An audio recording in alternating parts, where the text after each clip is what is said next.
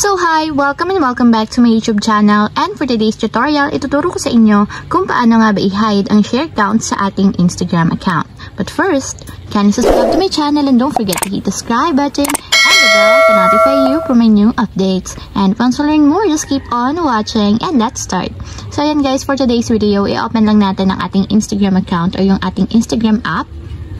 And then after yun guys, pumunta muna tayo sa pinakang timeline or profile ng ating Instagram.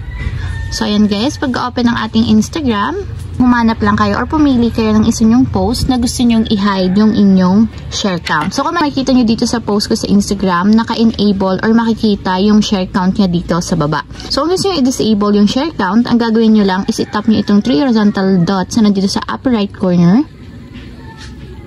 So ganito lang yung gagawin nyo guys bawat post kung gusto nyong i-hide yung share count. So pagka-tap ng 3 horizontal dots, hanapin nyo lang yung hide share count and then i-tap nyo lang. So ayan guys, naka-disable na yung share count. So ang nakalagay na lang dito is unhide. So para naman ma-unhide yung share count or maibalik sa dati, i-tap nyo lang ulit yung unhide.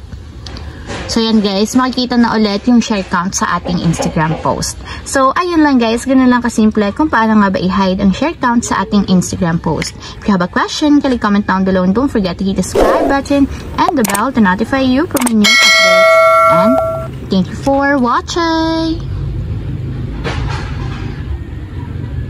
Living life, every day, late at night, not okay.